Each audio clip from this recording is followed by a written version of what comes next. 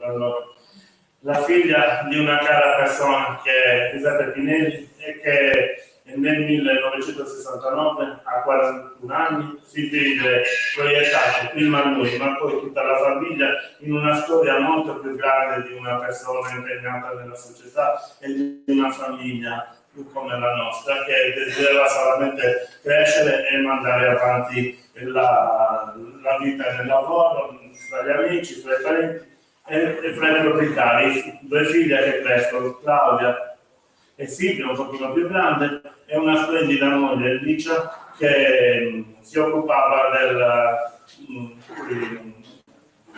non tanto come casalinga, ma anche come donna di cultura, curava delle tesi di laurea che si impegnava a casa a produrre per altri amici che studiavano a Milano.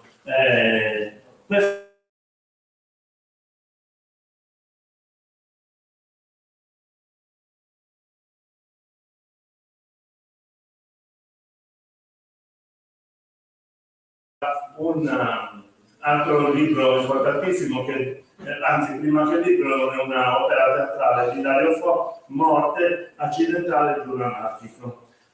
Questo tipo di libro è come dicevo, molto innovativo, è una sua storia e anche una sua caratteristica. Quello che direttamente a Claudia come mai avete scelto questo tipo di libro per raccontare la vita di Pino? Allora, buonasera a tutti, ringrazio per l'invito.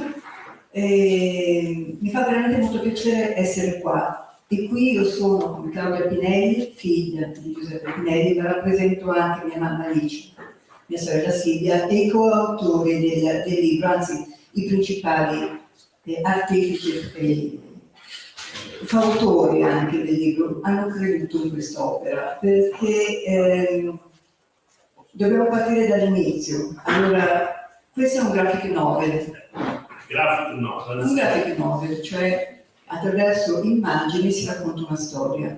All'origine di questo graphic novel però c'è un film documentario che ha lo stesso titolo, Pino, vita accidentale di un anarchico. Il film documentario mi è stato proposto da Claudia Cipriani e Nicolò Volpati, che mi hanno avvicinato durante un'iniziativa pubblica proponendomi di fare un documentario su Giuseppe Pinelli. Non penso di averli accolti con particolare entusiasmo.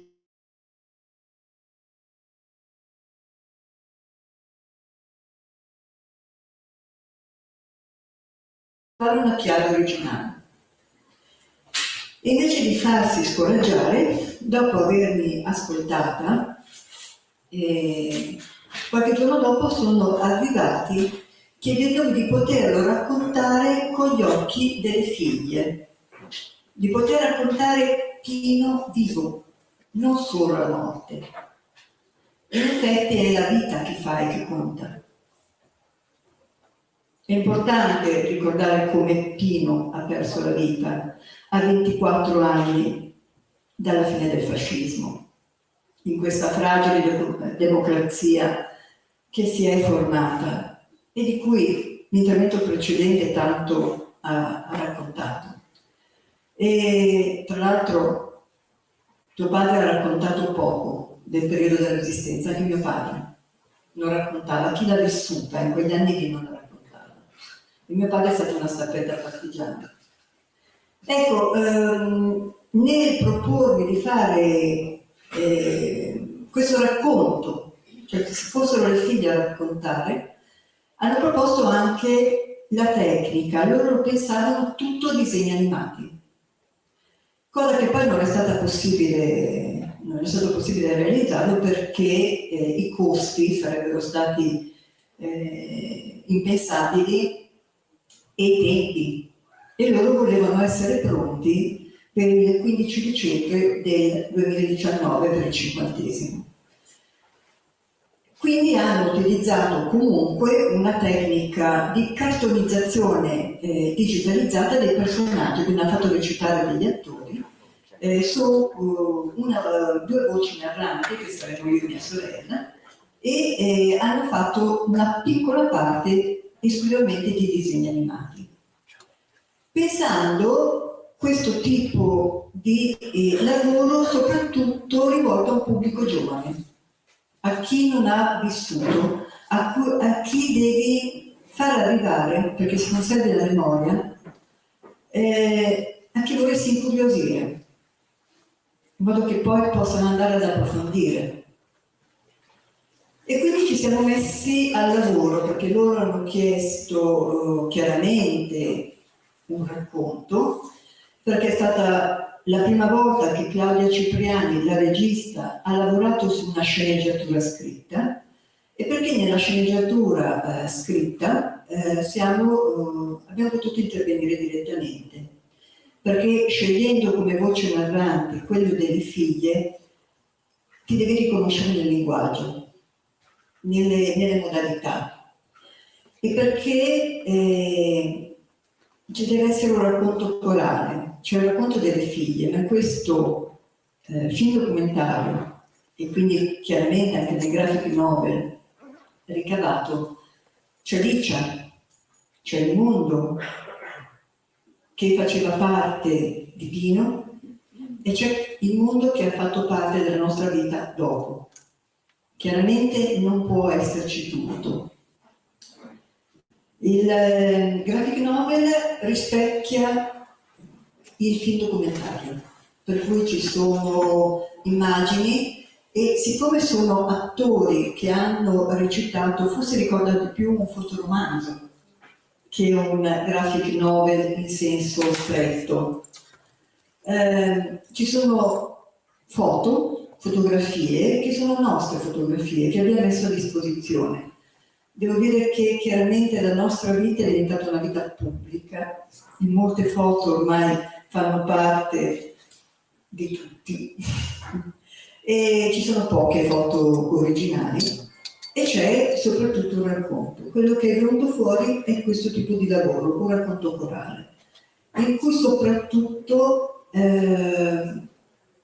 non si voleva cadere nel patetico, si voleva raccontare, e si voleva raccontare di Pino, che è stato una staffetta partigiana, che è stato un esperantista, che si occupava di antimilitarismo, di pacifismo, era la sua attività illegale.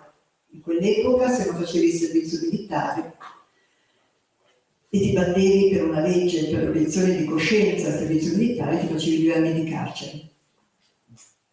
E c'è proprio una nota dell'ufficio affari riservati in cui si afferma che Giuseppe Pinelli era una persona pericolosa per l'ordinamento repubblicano. Specificare i motivi, perché si occupa di non violenza, pacifismo e antimilitarismo, ed è molto attivo tra le persone che frequentano il circolo anarchico, in questo caso il Ponte della Risorsa. Sì. Che cosa dire di altro su questo aspetto? Se mi fai aggiungere solamente che la scelta editoriale si è dimostrata ampiamente valida nel poter raccontare alle nuove generazioni una parte della storia italiana che è fondamentale, che è ancora coperta da molte ombre e che riguarda tutti noi. Perché attraverso questo tipo di narrazione i giovani in poco tempo, diciamo, e con molte immagini, non si annoiano a sentire una storia molto lunga. E poi c'è il documentario di appena 67 minuti che racconta la storia e la quale è tratto il libro. Mi ha colpito anche che nel raccontare la visione del documentario in una scuola, molti ragazzi, molti studenti all'inizio usavano il cellulare e dopo qualche minuto non si vedeva più un cellulare, tutti erano catturati dalla storia importante che stavano vedendo nella proiezione. Per parlare di Pinelli verrebbe da pensare, ma di cosa dobbiamo parlare? Della cronaca, della storia italiana di quegli anni? Oppure lo vogliamo raccontare attraverso le vicende familiari di Giuseppe Pinelli, marito di Licia, padre di Claudia e di Silvia. Ecco, il libro stesso ci aiuta a scegliere una strada valida ed equilibrata per conoscere Pinelli, perché c'è il tentativo di conoscere veramente chi era Pinelli come persona. Ci sono molti passi che ci potrebbero indurre ad un'atmosfera triste e drammatica per quello che ha passato lui. Per esempio, c'è una delle prime scene in cui si racconta quel 12 di dicembre, vi leggo giusto qualche frase, in cui nel pomeriggio scoppia la bomba alla banca dell'agricoltura in piazza Fontana. Le bambine naturalmente sono ignare di questo e rientrano come tutti i giorni da scuola e fanno la gara nelle scale per raggiungere la casa, dove c'era la mamma pronta per aspettarle ed entrare nell'appartamento di casa. La gara, contente, forse perché una settimana scolastica si era quasi conclusa, era vicino il Natale ed erano due bambine di quarta e di quinta elementare che aspettavano di tornare a casa. Lì c'è stata una scena molto drammatica la prima cognizione con quello che stava per succedere, perché trovate a casa delle persone. Allora, tutto ciò che trovate nel graphic novel che viene riportato nel film documentario è vero, è quello che noi abbiamo vissuto. Chiaramente mio padre era una persona impegnata, era una persona impegnata politicamente, era una persona che faceva, che viveva attivamente quel tempo di grandi speranze e di profondi cambiamenti sociali. Però per noi bambini era normale avere la porta aperta, che ci fossero sempre persone in casa, anche perché mia madre, quando rimase incinta di mia sorella Silvia, venne licenziata. E continuò a lavorare a casa, lei era dattilografa e quindi una copisteria le diede del lavoro da fare a casa e quindi lei trascriveva con la macchina da scrivere le tesi di laurea piuttosto che i lavori dei professori assistenti universitari, particolarmente dell'Università Cattolica. Questo è un dato che sottolineo solo perché queste persone che arrivano a casa diventano amici e sono le prime persone che rimarranno a fianco a Licia quando succede tutto. E non era scontato, perché si aveva veramente tanta paura. Quindi, quando è morto Pino, io ho chiesto a mia mamma cosa voleva dire essere anarchico. Per me, io non l'ho mai chiesto prima. Era normale che non ci fossero divisioni di ruoli in casa, che mia madre trascrivesse e lavorasse, che ci fosse qualcuno che intanto stava correggendo, qualcun altro che preparava il caffè, e mio padre che arrivava a casa trovava persone che non conosceva, le mostrava una targhetta di legno in cui aveva fatto incidere io sono un anarchico, stimolando così il confronto, e si mettesse a preparare il risotto per tutti, o che venisse a prendere noi bambini a scuola, o che facesse le faccende di casa. Certo, quando veniva a prendere noi bambini a scuola c'erano delle grandi differenze rispetto a quando veniva mia mamma, perché mia mamma dava delle regole e papà era quello che giocava. Per cui se ci veniva a prendere a scuola, poi andavamo alle giostre, ci prendeva il gelato, quando veniva la mamma andavamo a casa. Pino e Licia sono due persone molto diverse. Infatti gli venne vietato di accompagnarmi a scuola se mai di riprendermi solamente. Mia mamma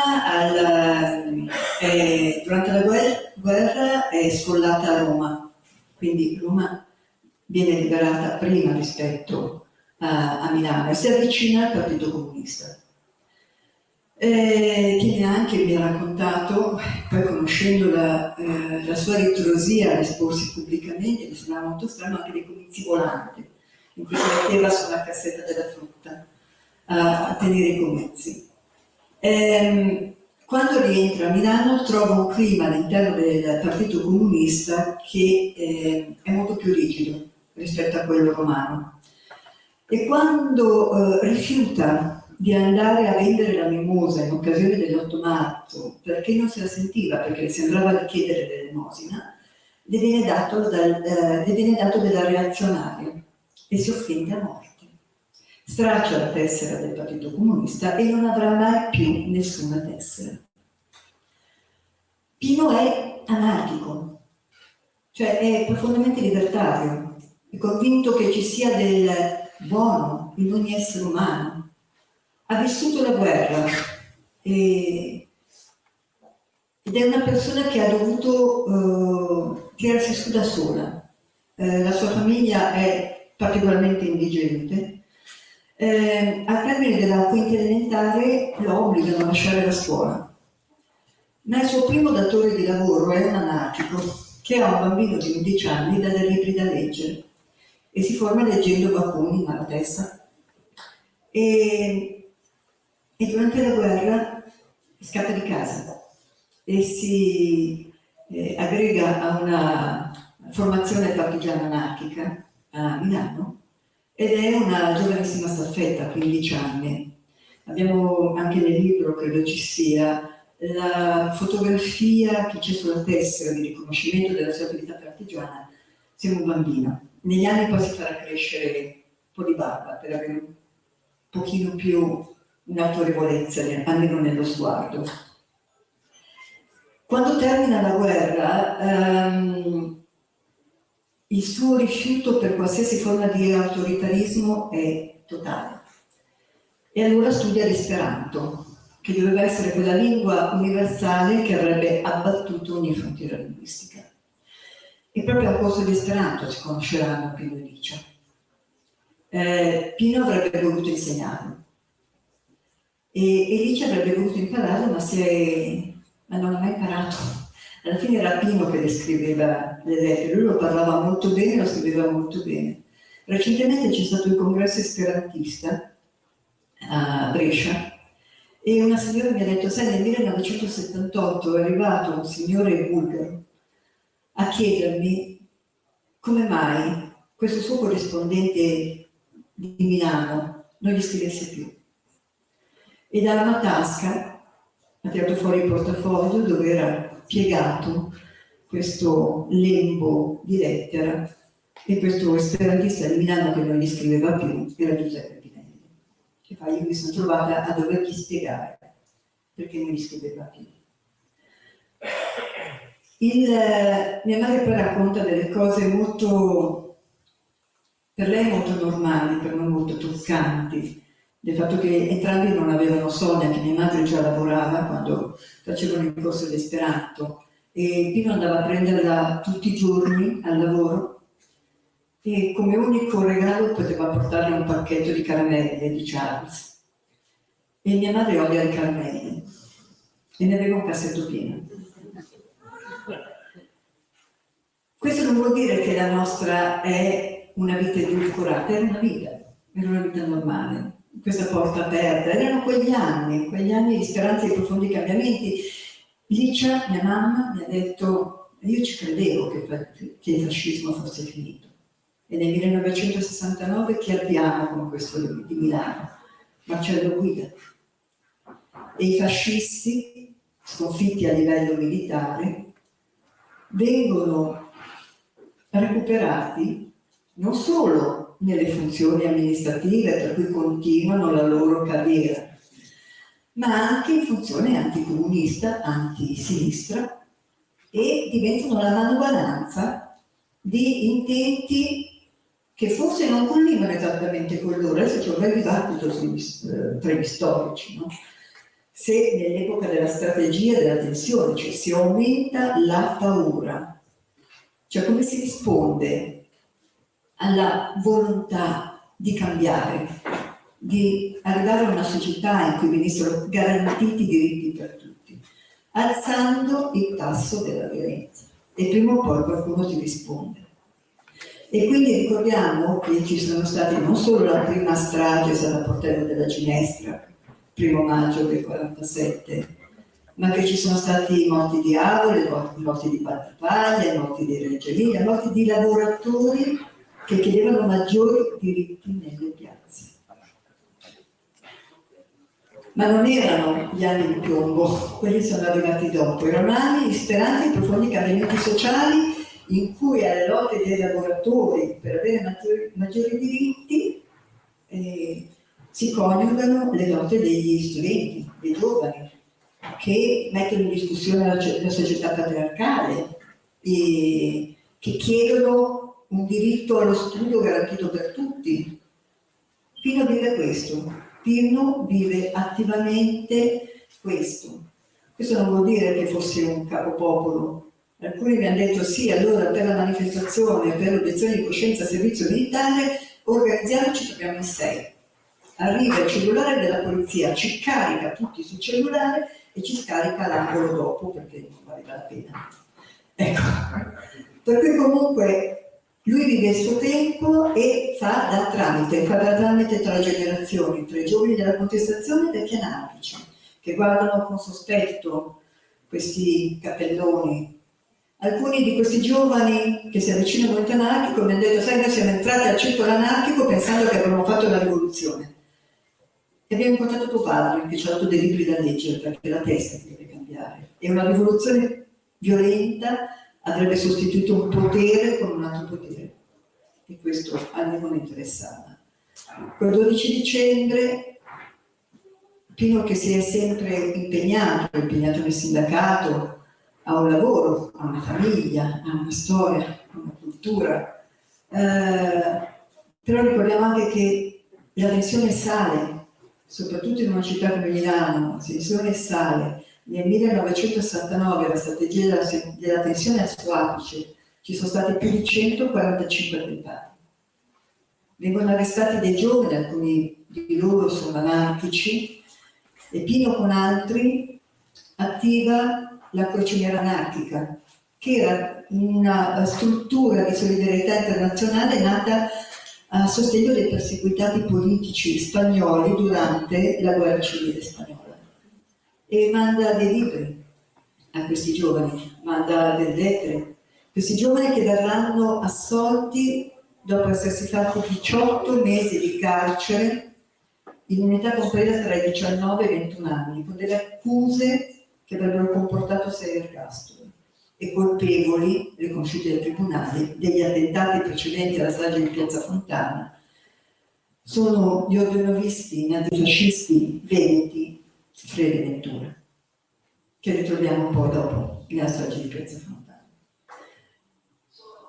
E però il suo impegno, certo, Pino è una persona conosciuta, è una persona conosciuta anche in questura.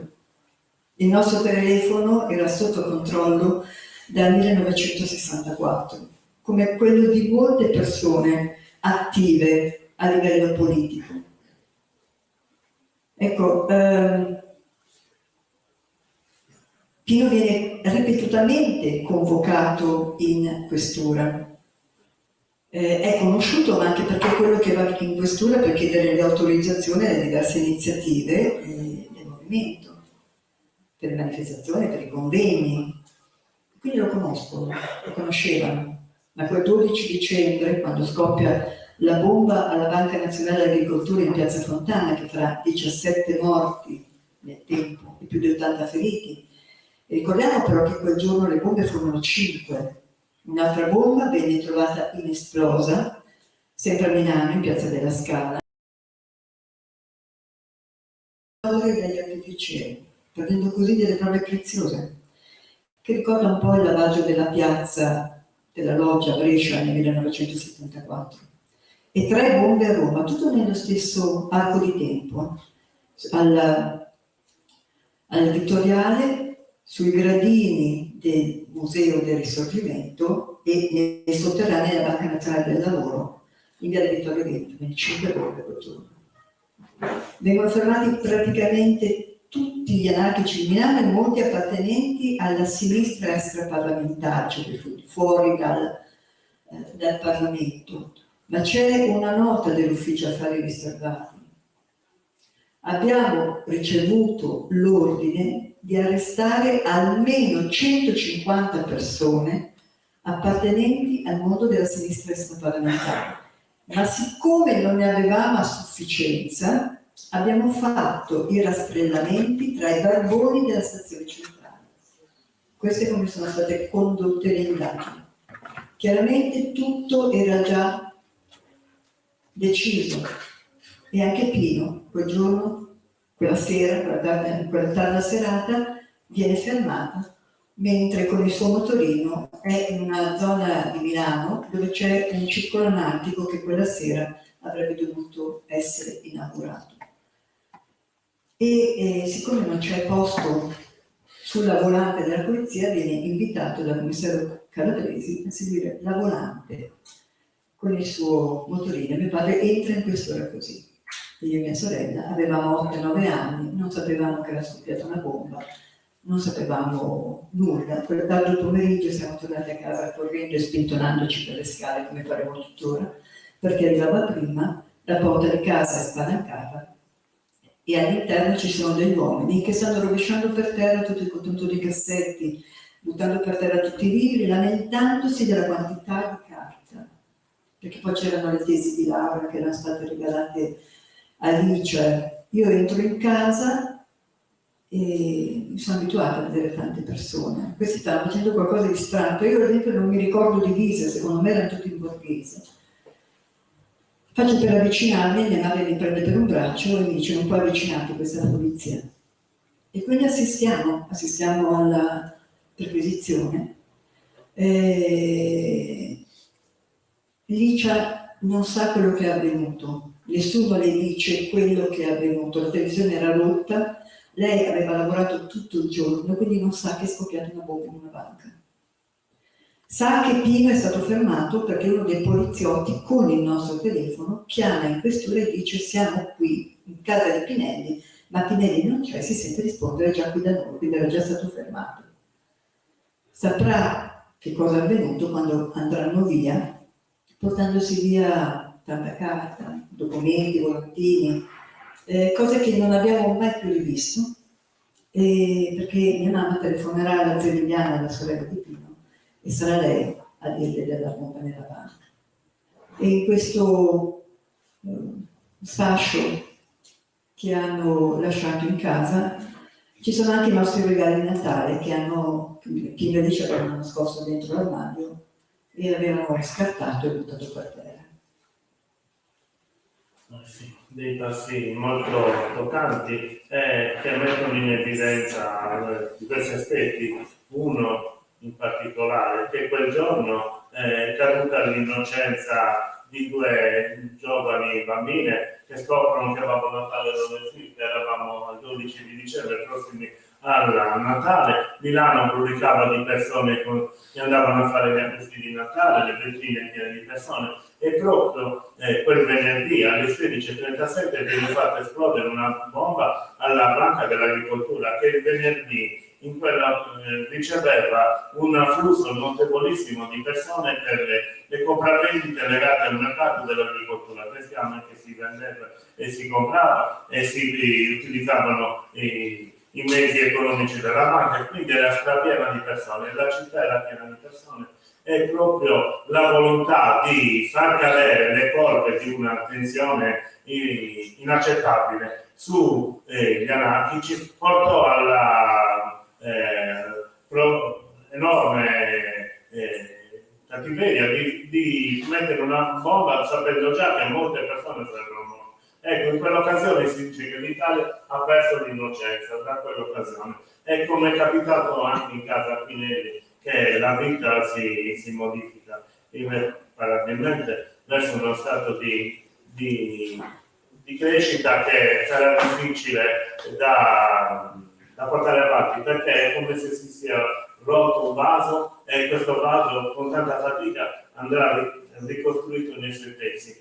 Sto usando queste parole perché dal punto di vista di Licia, di Silvia, di Claudia, le indagini in corso non aiuteranno a ricostruire la verità, quindi ci vorranno molti anni perché ci saranno tanti processi, ma questi perderanno di vista la realtà. Quindi la cronaca di quegli anni racconta di cambiamenti di resoconti giudiziari che cambiano in continuazione. Infatti i processi, come dirà anche poi Dario Fo nella sua opera teatrale, persino il copione cambierà di volta in volta perché le notizie giudiziarie cambiano in continuazione, proprio perché le notizie sono infondate. Sì, sempre parlare di questo, di come gli stessi agenti poi si contraddicono nel raccontare la loro verità. Sì. Sì, scusatemi e scusami tu soprattutto che allora l'Italia ha perso l'innocenza il 12 dicembre 69, l'Italia non è mai stato un paese innocente. E quindi, considerando che appunto le parole sono importanti e il rispetto della storia è importante, le cose non risolte tornano. Cioè nel nostro paese chiaramente dopo il 1945, e qualcuno ce lo può spiegare anche molto meglio, agivano paesi stranieri che hanno vinto la guerra e che hanno riutilizzato i fascisti in chiave antidemocratica. Ecco, si parla, un paese ha perso l'innocenza, un paese che ha dei servizi segreti. Ecco, non esistono servizi segreti deviati. Nel momento in cui agiscono i servizi segreti, agisce lo Stato. Quindi lo Stato sapeva esattamente quello che stava facendo. Le finalità forse erano diverse, da parte dello Stato c'era una volontà di mantenere lo status quo contro tutte queste istanze così forti che arrivavano dal basso. Da parte dei fascisti il sogno di tornare a un regime. I fascisti sono stati utilizzati, poi dopo cambieranno le cose negli anni successivi, però fare una lezione di storia diventa veramente un po' complesso, quindi era semplicemente questo. Perché io mi sono documentato e ho letto questa espressione. Sì, no, beh, sono tutte espressioni molto, se vuoi colpiscono, però assolvono. E invece diciamo che una democrazia compiuta non può aver paura della verità, e qui ancora la verità facciamo fatica a riconoscerla. Poi hai parlato di anni di processi. Ecco, per Giuseppe Pinelli non c'è mai stato un processo. Per la strage alla Banca Nazionale dell'Agricoltura in Piazza Fontana ci sono stati 36 anni di processi. Che hanno portato comunque all'individuazione di quella che è stata la matrice, ma non all'individualizzazione certa dei responsabili, perché la responsabilità penale è personale. Quindi a una prima, adesso diventa molto lunga perché il processo per la strage di Piazza Fontana si apre nel 1972 a Milano. Da Milano il processo viene spostato a Roma. Da Roma, per incompetenza territoriale, il processo viene rimandato a Milano. A Milano, per motivi di ordine pubblico, viene spostato a Catanzaro, 1200 km di distanza, rendendo praticamente impossibile ai familiari delle vittime della strage di Piazza Fontana seguire le udienze con i treni che c'erano allora. Quindi mi hanno raccontato delle fatiche enormi. Probabilmente si pensava che a Catanzaro sarebbe stato affossato tutto. Catanzaro, tra l'altro, non ha neanche un tribunale che potesse ospitare un processo così importante, devono affittare una palestra. Ecco, però i giudici lavorano e per la prima volta vengono unificati due filoni di indagine. Mentre proseguono le accuse verso gli anarchici, mio padre muore nella notte tra il 15 e il 16 dicembre del 1969 nel corso di un interrogatorio con almeno 5 persone presenti nella stanza, si schianta dal quarto piano nel cortile della questura. Il 15 dicembre succedono delle cose importantissime. Il 15 dicembre, dopo che i sindacati si sono riuniti per 3 giorni e per 3 notti, viene decretato lo sciopero generale. E in un clima terribile in cui si ha veramente paura, più di 300.000 persone partecipano ai funerali delle vittime di Piazza Fontana, in Piazza del Duomo. Non arriverà il Presidente della Repubblica, Saragat, arriverà il Presidente del Consiglio Rumor, che si presenterà alle esequie con un'ora di ritardo e stringendo le mani alle vedove, perché in Piazza Fontana, alla banca, muoiono tutti uomini, dirà: i colpevoli li abbiamo già, voi verrete risarciti. Il 15 dicembre, quindi la bomba scoppia all'interno della Banca Nazionale dell'Agricoltura alle 4:30 del pomeriggio del venerdì. Il 15 dicembre, il lunedì, la banca riapre. Hanno chiuso il buco, hanno dipinto le pareti, hanno pulito tutto, la banca riapre. Il 15 dicembre viene arrestato Pietro Valpreda, che immediatamente viene indicato come il mostro, l'assassino che ha collocato la bomba nella banca e che si farà da innocente 1110 giorni di carcere, prima di essere scarcerato con una legge apposita che si chiama legge Valpreda. Ma rimane imputato.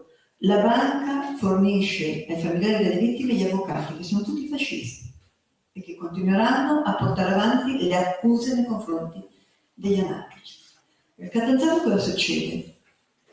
Che i giudici, oltre all'accusa degli anarchici, si fanno carico di un'inchiesta che intanto dei giudici veneti stanno portando avanti grazie alle immediate confidenze fatte da un professore di francese, Lorenzon, che racconta quello che gli è stato confidato da un suo amico Giovanni Ventura, uno dei fondatori di Ordine Nuovo, e di quello che ha fatto insieme a Franco Freda. Quindi in Veneto stanno indagando verso il mondo dell'eversione nazifascista. La questura di Milano continua a portare avanti le accuse agli anarchici. Noi sappiamo per certo che dopo la morte di mio padre continuano a indagare cercando di imputargli qualsiasi tipo di responsabilità che possa avvalorare la loro tesi di suicidio. E non troveranno nulla, perché non c'era nulla da trovare. Processi. Noi siamo sempre stati archiviati. Della morte di Giuseppe Pinelli avvenuta in una questura non si doveva parlare. La prima conferenza stampa viene tenuta quella notte lì da Marcello Guida, il questore di Milano, presente il capo dell'ufficio politico, il dottor Allega, presente il commissario Luigi Calabresi. Il commissario Luigi Calabresi è responsabile dell'interrogatorio quella notte, sua la stanza da cui è precipitato mio padre. In quella conferenza stampa Marcello Guida affermerà che mio padre si è gettato e il grido è la fine dell'anarchia, è una dimostrazione di colpevolezza, ma io lo capisco, se fossi stato un anarchico avrei fatto lo stesso. E alla giornalista Camilla Cederna, presente a quella conferenza stampa, che poi farà un grandissimo lavoro di controinformazione, dirà: le giuro, non l'abbiamo ucciso noi. Ecco, quello detto in quella conferenza stampa sono tutte menzogne di cui mai nessuno verrà chiamato a rispondere. A questa affermazione, a circa un mese di distanza, dopo che mia madre ha denunciato il questore insieme alla nonna Rosa, mia mamma di Pino, per diffamazione, dicevo la morte non potevo porre rimedio, a quello che avevano osato dire su tuo padre ho provato a porre rimedio, e verrà subito archiviata. Il fatto non costituisce reato, il questore di Milano poteva dire e fare tutto quello che voleva. A quella prima archiviazione succederanno altre archiviazioni mentre le versioni cambiano. Però nel frattempo sei tu che stai sul banco degli imputati, è la tua vita che viene indagata perché devi trovare qualche cosa e quindi troviamo affermazioni a circa un mese di distanza da parte della questura di Milano. Era un bravo ragazzo, non sappiamo perché lo abbia fatto, pensiamo perché la moglie lo tradiva.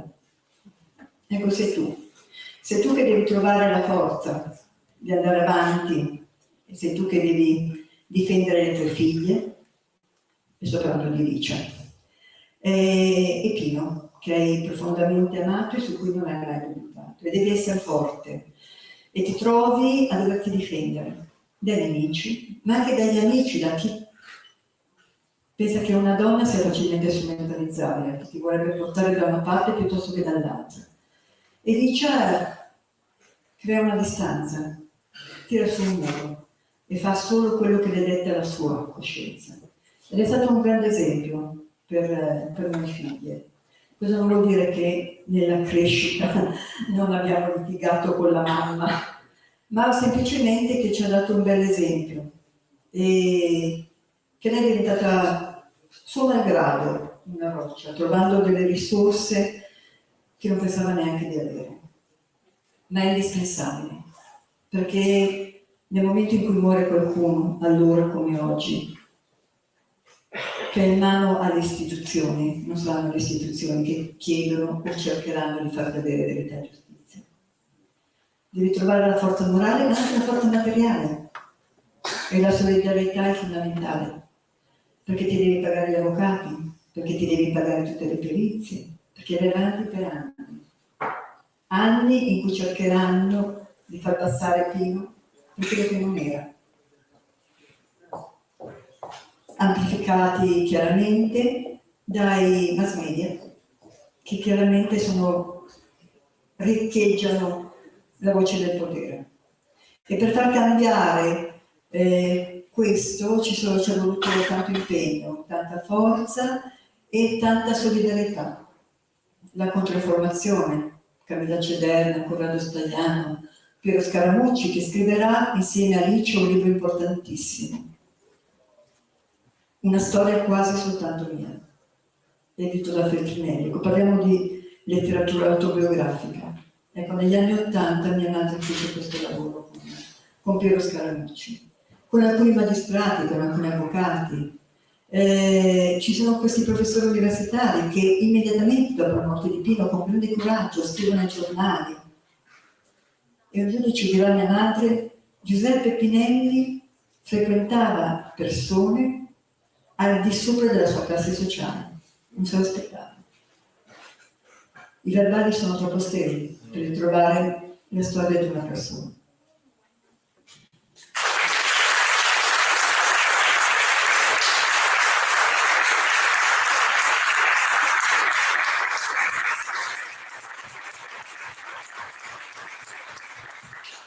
Mi sento smarrito dopo questa testimonianza, pur avendo letto molto, la verità è difficile da recuperare nei libri, quindi il racconto di Claudia, come vedete, ci accompagna in una storia grandissima. Mi vengono da pensare tante cose, per esempio cosa stava facendo, per esempio, Giuseppe Pinelli in quel 12 dicembre? Lui era manovratore alla stazione come ferroviere e il giorno era andato a ricevere un ragazzo del sud che doveva partecipare ad un importante evento a Milano in difesa della Croce Anarchica, in difesa di altri ragazzi. Vuoi raccontare l'ultima giornata? Sì. L'ultima giornata, l'ultima volta che l'ho visto, sì. Mio padre lavorava in ferrovia e quindi aveva fatto la notte ed era tornato a casa alle 3 ore del mattino, sembrava essere stato del mattino, ed era andato a dormire verso mezzogiorno. Tra l'altro poi casa, uno si immagina Ecco, noi abitavamo in 2 locali nel quartiere popolare, le case popolari di San Siro. Quindi, vabbè, volevo sottolinearlo perché questa porta è sempre aperta, uno si immagina chissà che spazio, ma non c'era spazio. Cioè, stavamo tutti vicini e si sapeva tutto gli uni degli altri. È stato svegliato poi verso mezzogiorno dall'arrivo di Pasquale Sottosanti, che non era esattamente una persona incommiabile, era conosciuto come Nino il fascista, cioè lo conoscevano tutti come Nino il fascista, ma era venuto su dalla Sicilia per testimoniare a favore di uno dei giovani in carcere. Quindi avevamo pranzato tutti insieme, perché intanto mia mamma era venuta a prenderci a scuola, quindi abbiamo pranzato tutti insieme, e poi mio papà e Nino sono usciti insieme. Mio padre dà a Nino un assegno per il rimborso delle spese del viaggio, perché appunto era arrivato su dalla Sicilia. E poi si separano e mio padre, da quello che noi sappiamo, è andato in un bar a giocare a carte e si è spostato per la città con il suo motorino. Io ho l'ultima immagine di mio padre, che è quando esce di casa e Pino e Licia si rincorrono sulle scale, lui esce ridendo e Licia lo rincorre col cappotto dicendo: siamo a Milano, fa freddissimo, e lui non vuole prendere il cappotto. Ecco, l'ultima immagine che ho di loro è questa, e anche perché a casa non tornerà mai più, quindi. E poi si sposta con il motorino e il cappotto, si sposta per Milano, non so se siete pratici, però dal quartiere di San Siro dove abitavamo si sposta alla stazione Garibaldi dove ritira la 13ª, da lì alla Bovisa, dove scrive l'ultima lettera della sua vita proprio a uno dei ragazzi in carcere. Rimane il suo testamento. In questa lettera scrive: vorrei mandarti dei libri, sicuramente non mi fanno entrare libri politici, ti mando il mio libro del cuore, ti manderò il mio libro del cuore, l'antologia di Sport River di Edgar Lee Master. Poi sarà Licia a mandarla in carcere a Paolo Faccioli. E in questa lettera si legge anche: anarchia non è violenza, la rigettiamo ma non vogliamo nemmeno subirla. Anarchia è responsabilità. E poi sempre col suo motorino si sposta dall'altra parte della città, al centro Scadasole, dove trova la polizia. Questa è l'ultima giornata. Entra con il suo motorino in questura, viene trattenuto illegalmente, il fermo potrebbe al massimo durare 48 ore, si protrasse per oltre 72 ore e nel corso dell'interrogatorio precipita dalla finestra. Sono rimasto colpito dalle verità contrastanti che vengono raccontate dalla questura. Lui si era recato senza opporre resistenza col suo motorino in questura, conosceva il commissario Calabresi perché si conoscevano già da tempo, avevano anche un rapporto, diciamo, non di amicizia come mi ha spiegato, ma di conoscenza, e il commissario Calabresi gli aveva persino regalato. Mi sono anche segnato il nome, sì, e Pino aveva ricambiato con un libro di cui venne a conoscenza per un regalo che gli fece Licia un anno prima del matrimonio.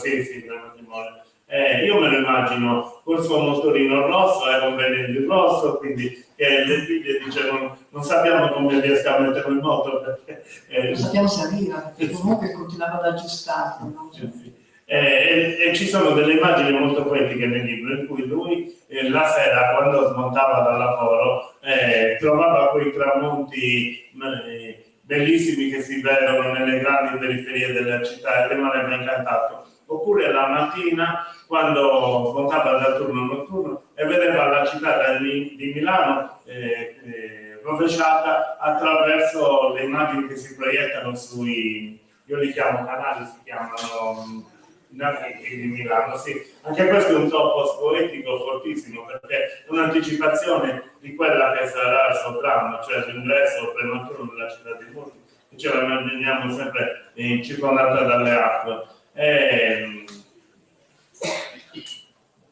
Volevo anche dire che in questa odissea che dura tanti anni per cercare di scoprire la verità, non sappiamo se verrà scoperta completamente, ce lo stava dicendo Claudio, incontrano anche, c'è anche la presenza di due presidenti della Repubblica, Sandro Pertini, che una volta in visita a Milano si rifiutò di stringere la mano a questore Guida, perché sapeva bene chi era, perché anche Pertini aveva praticato la resistenza ed era stato anche al carcere di Ventotene.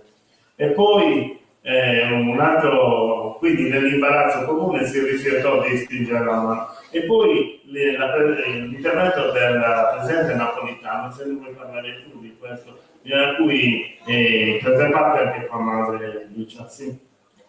Sì, diciamo che Pertini in un'intervista a Oriana Fallaci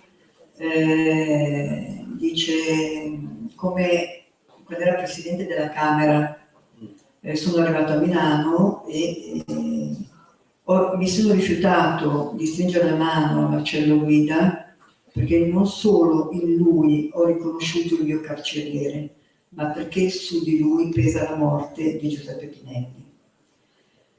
Però diciamo che a queste parole poi non seguono fatti. La ragione di Stato prende il sopravvento. Lo Stato non processa se stesso e si ha paura della verità. Quello che dicevo prima, no? In una democrazia di diritto non può avere paura della verità. Certo, ci sono stati due passaggi importanti. Nel 2009 sono passati 40 anni dalla morte di Pino e dalla strage di Piazza Fontana.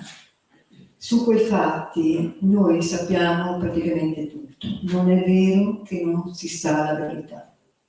Sulla strage di Piazza Fontana si sa praticamente tutto. E tutto ciò è frutto non solo della volontà dei familiari, ma di anni di processi. E in quelle carte c'è tutto. Come dicevo, i giudici non hanno condannato perché non hanno ritenuto ci fossero prove sufficienti per condannare persone fisiche. Però nell'ultima sentenza nel 2005, quella che è stata la matrice nazifascista e quelle che sono state le complicità di apparati dello Stato emergono in tutta chiarezza. E tutte le carte sono consultabili, perché le associazioni dei familiari delle vittime hanno digitalizzato tutti gli atti dei processi, non le istituzioni. Le associazioni dei familiari delle vittime, e l'Italia è il paese con il più alto numero di associazioni di familiari delle vittime, perché sei tu che devi cercare la verità, non è lo Stato che te la dà. Sì. No, lo stavo dicendo sì. E quindi non è vero che non si sa la verità. Napolitano nel 2009, sono passati 40 anni, riceviamo una comunicazione in cui veniamo informati che in occasione della giornata della memoria per le vittime del terrorismo e delle stragi, che era stata inaugurata, non so, il termine non è corretto, di quell'anno prima, che si celebrerà il 9 maggio, verrà ricordato anche Giuseppe Pinelli, che il Presidente della Repubblica inserirà quale 18° nome come vittima innocente della strage di Piazza Fontana, e ci invitano a partecipare. Quindi noi li aspettiamo moltissimo in famiglia e mia madre vuole esserci, cosa che non mi aspettavo assolutamente. Lei vuole esserci e vuole ascoltare. E quindi io e mio marito Raffaele l'abbiamo accompagnata a Roma. L'abbiamo accompagnata a Roma e questo vuol dire che ti paghi tutte le spese del viaggio. non si rimborsano neanche le spese del viaggio e quindi noi abbiamo pagato il viaggio a mia mamma. Noi ci hanno fatto entrare dall'ingresso principale, ci hanno fatto entrare dalle scuderie del Quirinale e nei giorni precedenti era cominciata a uscire la notizia, era cominciata a farla uscire, tanto che si leggono interviste a familiari delle vittime del terrorismo, adesso anche i familiari dei terroristi vengono invitati al Quirinale. E questo ti dimostra l'ignoranza della storia e perché è importante continuare a portare avanti una testimonianza. E mia madre, che aveva 80 anni, adesso ne ha 94 e mezzo, sta bene, grazie.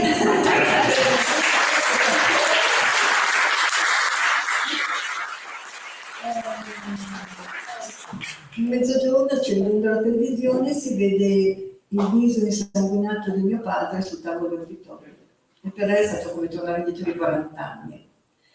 E quel giorno lì però è stato importante esserci, perché abbiamo potuto ascoltare le parole dell'allora Presidente della Repubblica Giorgio Napolitano, che è stato anche Ministro degli Interni, quindi magari qualche carta l'avrà vista. E per la prima volta abbiamo incontrato i familiari delle vittime in Piazza Fontana. Non li avevamo mai incontrati prima. Le nostre strade hanno percorso dei binari paralleli, non si erano mai incontrate e in quel giorno ci siamo riconosciuti. La verità e la giustizia legate. Ecco, è stato importante. E sono state importanti le parole di Francesca Dendena, allora presidente dell'Associazione dei Familiari delle Vittime di Piazza Fontana, che riconosce Pino Pinelli, 18ª vittima al pari dei loro morti innocenti. E le parole del Presidente della Repubblica Napolitano, che parla di Giuseppe Pinelli, vittima 2 volte, di infondati sospetti e di un'assurda fine. Peccato che poi non si è andati oltre. Se le vedove del commissario Calabresi e le vedove di Pinelli si sono strette la mano. Ma loro cosa c'entrano? Le famiglie cosa c'entrano?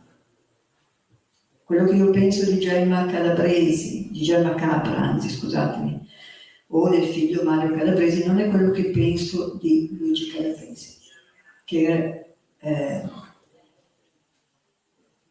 esercitato tutto il suo potere su Giuseppe Pinelli e non ha fatto nulla perché le cose andassero diversamente. E siccome è la vita che hai fatto che conta, io riconosco Luigi Calabresi vittima perché è stato assassinato, ma non era innocente. Mio padre è stato una vittima innocente. Le vittime carnefici non si devono mettere sullo stesso piano mai. E 10 anni dopo il Presidente della Repubblica Mattarella ha pronunciato anche lui delle parole abbastanza significative anche su Giuseppe Pinelli, ma in tutto questo manca una verità e questo è quello che noi continuiamo a cercare. In tutti questi anni, sono tanti, noi abbiamo incontrato praticamente tutte le vittime di stragi e per mano di divise, li abbiamo incontrati tutti. La loro storia non è la nostra, però ti riconosci anche nel percorso che devono intraprendere. Ecco, in tutti questi anni noi siamo stati una piccola voce d'acqua senza nessun potere, però persistente. E qualcosa, molto lentamente, qualcosa è stato scalfito. Però gli siamo rimasti una bella spina nel fianco e questo è importante.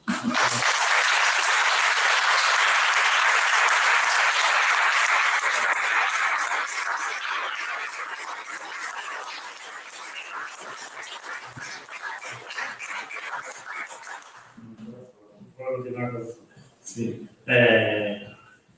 Come dice anche il libro, la storia di Luigi Pinelli, come vediamo dopo 50 anni, di Giuseppe Pinelli è ancora viva, è evidente che il lavoro che si è fatto ha funzionato. Nel libro ho trovato questa pagina che diceva che Arianna, tua figlia, che deve fare un tema e deve raccontare del nonno. E quindi, mamma, cosa devo dire di nonno? E tu ti sei un pochino in difficoltà di... No, lei mi ha detto, allora, il tema è parlami del nonno, io faccio ti prego parla dell'altro nonno. Perché no, racconto del nonno mio ma faccio da sola. Faccio da sola, torna piangendo, dice mi raccontano tutti come morto, raccontamelo da vivo. Raccontamelo da vivo. Raccontamelo da vivo. Ecco, un'ultima cosa se posso, le immagini, Milano che si specchia nel naviglio, queste immagini rovesciate, ecco, è un grandissimo lavoro di Claudia Cipriani e Nicola Volpati. E riconosciamo a questi giovani che si sono avvicinati a una storia che non gli appartiene dal punto di vista generazionale, anche la capacità di cogliere da un racconto orale quello che poteva essere una traduzione in immagini. Sono loro, Claudia Cipriani, bravissimi. Tutti quanti, grazie.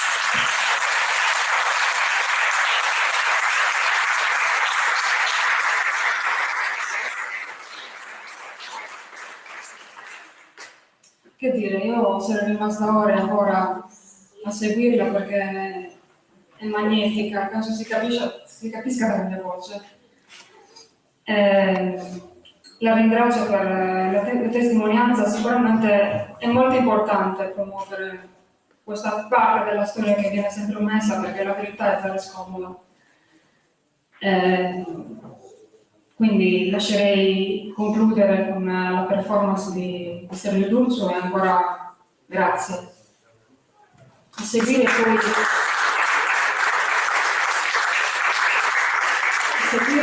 però tornare qua ai ragazzi dello Special Team per consegnare un piccolo pensiero a nome di tutto lo staff. Grazie. È complicata cantare. Però abbiamo tecnicato allora niente, fare una cosa di più leggero perché è stata molto interessante e molto intensa. Paolo Pietrangeli nel 74, Paolo Pietrangeli lo conoscete tutti, non lo so, l'autore, il mitico autore di Contessa, ha scritto tante canzoni ironiche perché era una persona impegnata, militante, è morto qualche anno fa. Ha sempre militato, però anche avuto una forte ironia anche verso il movimento, verso l'impegno politico, che ha sempre vissuto, ma ha anche saputo avere gli aspetti più grotteschi, possiamo dire così. Quindi così, voglio lasciarvi qualcosa di leggero, di tanto questo disimpegno, che racconta probabilmente l'atteggiamento di un maschio medio durante un'assemblea di un collettivo, all'università, non lo so, un maschio medio, perché sono tutti così.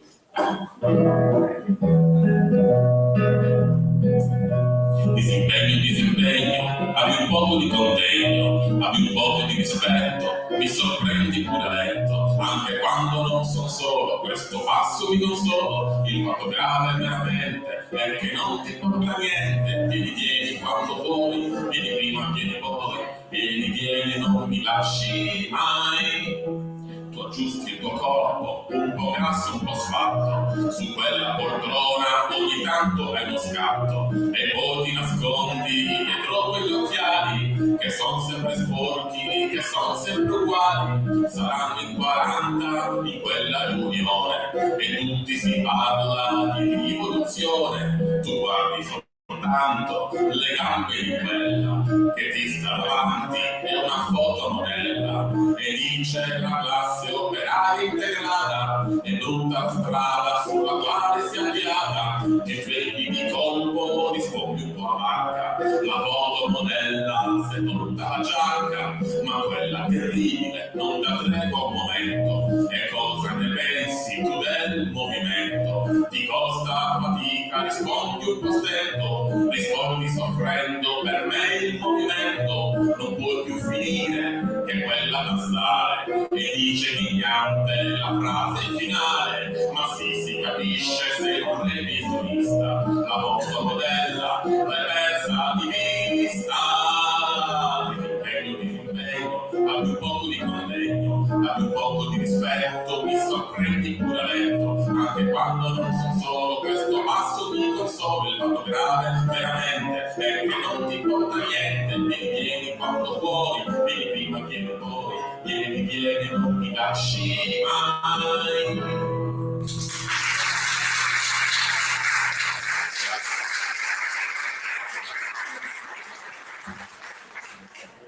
Inviterei Tiziana e Beatrice a consegnare il pensiero e poi cederò la parola a Peppe.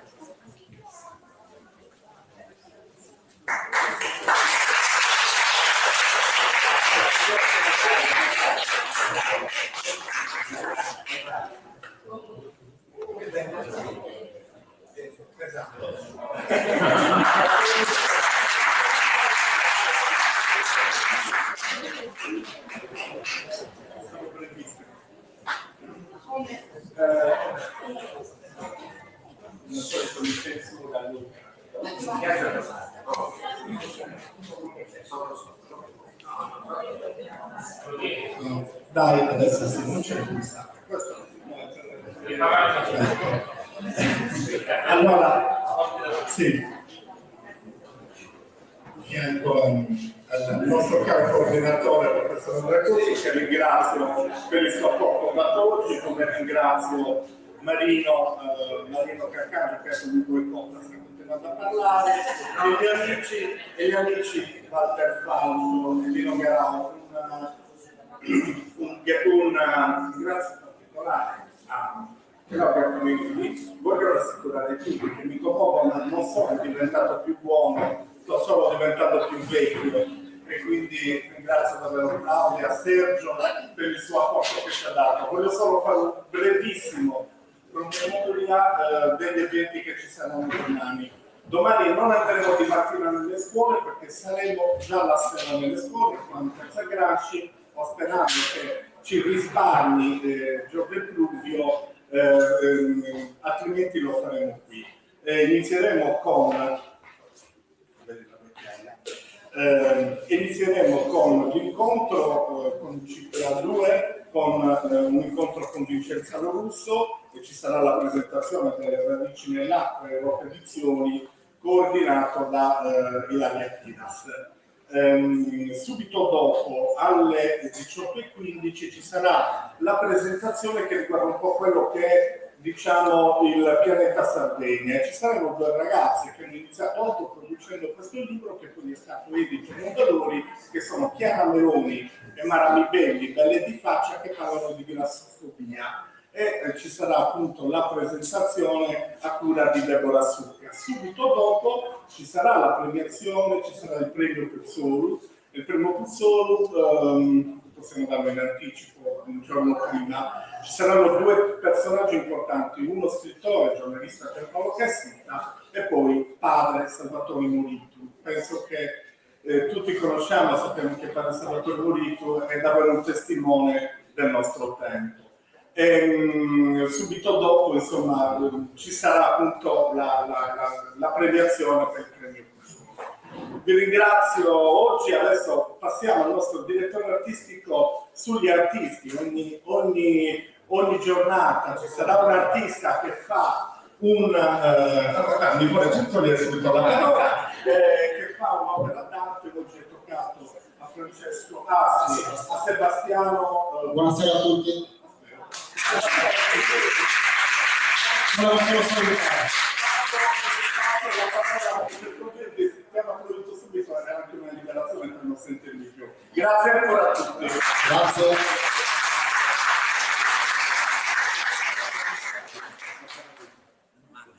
Allora, oggi l'artista in questione, come ha detto Giuseppe, è Sebastiano Pugello. È il più giovane di noi 5 artisti. Si sta specializzando in una tecnica che è molto particolare. Ovviamente il riquadro è molto grande rispetto all'opera, però è tutto il senso di quello che sta facendo lui. Le possiamo chiamare ovviamente miniature, perché sono miniature. Quello che rappresenta quest'opera è una delle immagini e delle fotografie che abbiamo tutti più impresse nella memoria, ossia quel rivoltoso in piazza Tiananmen in Cina che andava contro il carro armato e lo fermava. Il riferimento ovviamente è l'associazione a questo questa fase storica che poi viene rappresentata in questa immagine e il discorso che è stato fatto oggi e portato avanti hanno molte cose in comune, anche se in realtà completamente diverse. Niente, vorrei non aggiungere troppe informazioni e chi è interessato a vederla si dovrà avvicinare. Sebastiano, grazie a tutti.